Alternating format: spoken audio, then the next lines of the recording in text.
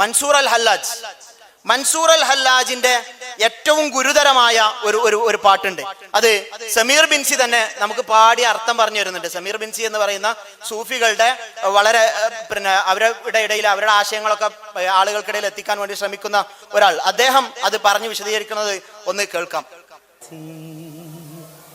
റാബിയുടെ അതുപോലെ തന്നെ മൻസൂർ ഹല്ലാജ്, ബഷീറിനൊക്കെ വായിക്കുന്ന ആളുകൾക്കൊക്കെ അറിയാലോ. അനൽ ഹക്ക് എന്ന് പറയുകയും ഞാനാകുന്നു ആ പാരമാർത്ഥിക സത്യം എന്ന് പറയുകയും അങ്ങനെ അതിൻ്റെ മനസ്സിലാകായിക കൊണ്ട് തൂക്കിക്കൊല്ലാൻ വിധിക്കപ്പെടുകയൊക്കെ ചെയ്ത അവിടുത്തെ 2 വരി അറബി തന്നെയാണ്. ഞാൻ എൻ്റെ ഹൃദയത്തിൻ്റെ കണ്ണുകൊണ്ട് ദൈവത്തെ കണ്ടു. ഞാൻ ചോദിച്ചു നീ ആരാണെന്ന്. ഉത്തരവും കിട്ടി നീ തന്നെയാണെന്ന്. റഅയ്തു റബ്ബി ബിഐനി ഖൽബിൻ ഫഖുൽതു മൻ അൻത ഖാല അൻത. ഗൗരവാണ്. റഅയ്തു റബ്ബി ബിഐനി ഖൽബിൻ ഫഖുൽതു മൻ അൻത ഖാല അൻത. ഹൃദയത്തിന്റെ കണ്ണുകൊണ്ട് ഞാൻ അള്ളാനെ കണ്ടു, അപ്പൊ ചോദിച്ചു നീ ആരാണെന്ന്. ഉത്തരം കിട്ടി ജന്നെയാണ് ഞാൻ. അനൽ ഹക്കിന്റെ വർത്താനം പറഞ്ഞു. അത് കാരണം കൊല ചെയ്യപ്പെട്ട ഒരാളാണ് മൻസൂർ അൽ ഹല്ലാജ്. ഇതാണ് ഈ വിശ്വാസം. നിങ്ങള് ഇവരുടെ സംസാരങ്ങളുണ്ട്, യൂട്യൂബിലുണ്ട്. ഇത് കുട്ടികൾക്കിടയിലേക്ക് വളരെ മധുരമുള്ള വാക്കുകളോട് കൂടി ഇവർ പറയാൻ ശ്രമിക്കുന്നുണ്ട്. അപ്പൊ നമ്മൾ ഇതിനെ പ്രതിരോധിക്കുവാൻ വേണ്ടി നമ്മൾ വളരെ ഗൗരവമുള്ള ഒരു വിഷയമാണ്. അപ്പൊ നമ്മൾ പറയും ഇത് ഫറോവിയൻ വിശ്വാസമാണ്. നിഗൂഢമായ കാര്യങ്ങൾ ഉള്ളിലൊളിപ്പിച്ച ഗാനങ്ങളിലൂടെ, ഈ മധുരമുള്ള വർത്തമാനങ്ങളിലൂടെ അനൽ ഹക്കിന്റെ വിശ്വാസം ജനങ്ങളിലേക്ക് എത്തിക്കുവാൻ വേണ്ടി ശ്രമിക്കുമ്പോൾ നമ്മൾ പറയും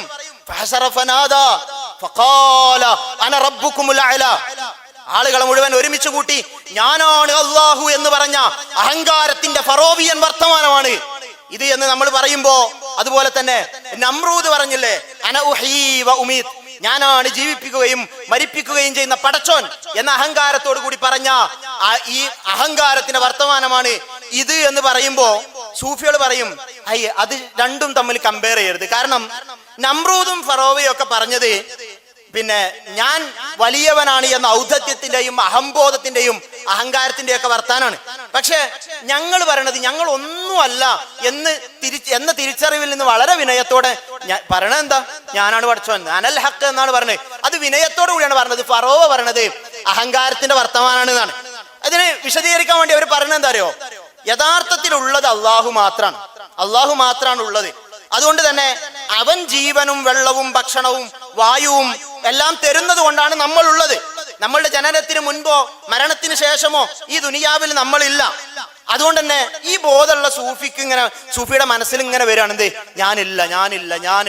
ഇതിങ്ങനെ അവന്റെ മനസ്സിൽ ഇങ്ങനെ തോന്നുകയാണ്. അത് അവന്റെ നാവിൽ നിന്നൊരു വികരണം കൊണ്ടുവരും. ഇല്ലല്ലാ അള്ളാഹു അല്ലാതല്ല എന്ന ഒരു പിന്നെ നിലപാടിലേക്ക് അവർ വരും.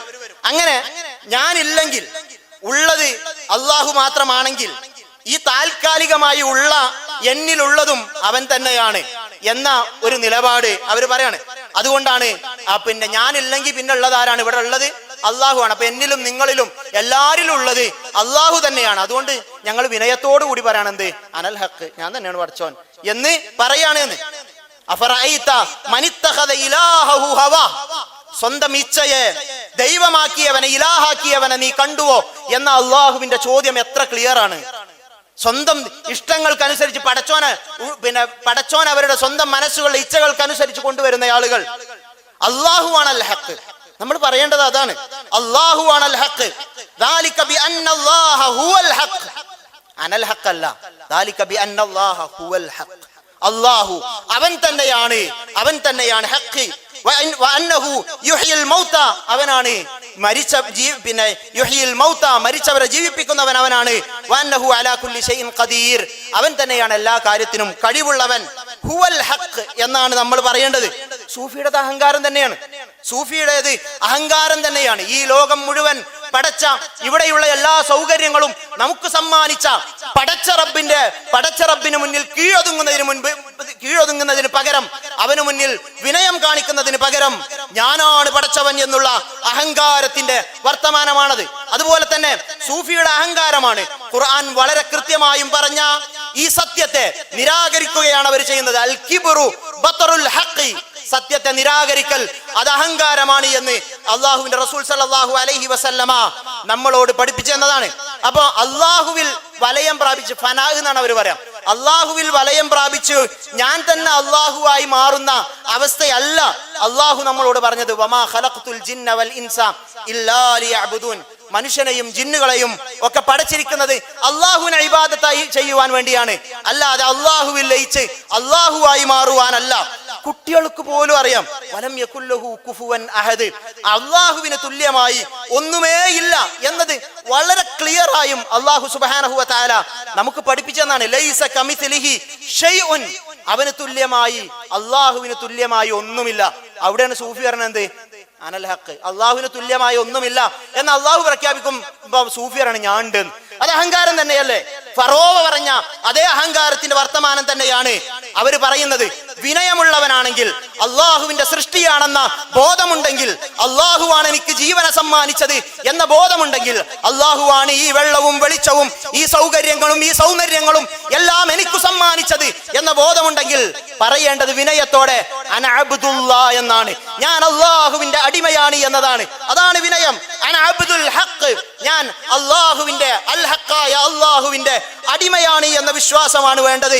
അന ഫഖീറുൻ ഇലല്ലാഹ്, ഞാൻ അള്ളാഹുവിലേക്ക് ആവശ്യക്കാരനാണ് എന്ന ബോധമാണ് നമ്മളിൽ ഉണ്ടാകേണ്ടത്. റസൂൽ സല്ലല്ലാഹു അലൈഹി വസല്ലമ വിനയത്തോടു കൂടി നമ്മളോട് പ്രഖ്യാപിക്കുവാൻ പറഞ്ഞത്, തഹജ്ജുദിന് വേണ്ടി ഉണർന്നാൽ പ്രാർത്ഥിക്കേണ്ടുന്ന പ്രാർത്ഥനയിൽ അള്ളാഹുവിന്റെ റസൂൽ സല്ലല്ലാഹു അലൈഹി വസല്ലമ പ്രഖ്യാപിക്കുന്ന പ്രഖ്യാപനം അല്ലാഹുമ്മ അൻതൽ ഹഖ്, അല്ലാഹുവേ നീയാണ് അൽ ഹഖ്, വവഅദുകൽ ഹഖ്, നിന്റെ കരാറ് നിന്റെ വാഗ്ദാനവും ഹഖ് തന്നെയാണ്, വഖൗലുകൽ ഹഖ്, നിന്റെ വാക്ക് അതും ഹഖ് തന്നെയാണ്, വലിഖാഉക ഹഖുൻ, നിന്നെ കണ്ടുമുട്ടുമെന്നുള്ളത് സത്യം തന്നെയാണ്, വൽ ജന്നതു ഹഖുൻ, സ്വർഗ്ഗം സത്യമാണ്, വന്നാറു ഹഖുൻ, നരകം സത്യമാണ്, വസ്സാഅതു ഹഖുൻ, അതുപോലെ തന്നെ അന്ത്യദിനവും സത്യമാണ് എന്ന പ്രഖ്യാപനമാണ് നമ്മളിൽ നിന്ന് ഉണ്ടാകേണ്ടത് എന്നത് വളരെ ഗൗരവത്തോടു കൂടി നമ്മൾ മനസ്സിലാക്കേണ്ടതുണ്ട്. അതുപോലെ തന്നെ പിന്നെ ഒരു കാര്യം കൂടി ഗൗരവത്തോടു കൂടി നിങ്ങളുടെ മുന്നിലേക്ക് കൊണ്ടുവരാൻ ഞാൻ ആഗ്രഹിക്കുന്നത്, സൂഫികൾക്കിടയിൽ സൂഫികൾ കൃത്യമായി അള്ളാഹുവിൽ വിശ്വസിച്ചുകൊണ്ട് നമ്മളുടെ പ്രമാണങ്ങളെയും ഇതിനെയൊന്നും അംഗീകരിക്കുന്ന ആൾക്കാരെ അല്ല. അങ്ങനെയുള്ളൊരു ഈ തലമുറ ലിബറലിസത്തിലേക്ക് പോകുന്നത് നമ്മൾ ഏതുപോലെ ഭയപ്പെടുന്നോ അതുപോലെ തന്നെ ഭയപ്പെടേണ്ടുന്ന ഒരു വിഷയമാണ് സൂഫിസത്തിലേക്ക് ആളുകൾ പോകുന്നതിന്റെ ഗൗരവം. കാരണം ഇസ്ലാമിക പ്രമാണങ്ങൾ മുന്നിൽ വെച്ചുകൊണ്ടല്ല അവർ സംസാരിക്കുന്നത്. അവർ പറയുന്നത് സർവമത സത്യവാദമാണ്. എല്ലാ മതങ്ങളും ഏത് മതങ്ങളിലൂടെയും ഈ സൂഫികൾ പറയുന്ന ദൈവത്തെ കണ്ടെത്തി, എന്റെ ഉള്ളിലുള്ള പടച്ചോനെ കണ്ടെത്തി, ഞാൻ തന്നെയാണ് പടച്ചോൻ എന്ന് മനസ്സിലാക്കുന്ന അവരുടെ ഈ അഖീദ ഉണ്ടല്ലോ, അത് ഏത് മതത്തിലൂടെ അത് സ്വീകരിച്ചാലും അവരെന്തായി മാറും? അത് പിന്നെ മോക്ഷത്തിന്റെ മാർഗമാണ്, അത് യഥാർത്ഥ വഴിയാണ് എന്നുള്ള ഒരു നിലപാടാണ് അവർക്കുള്ളത്.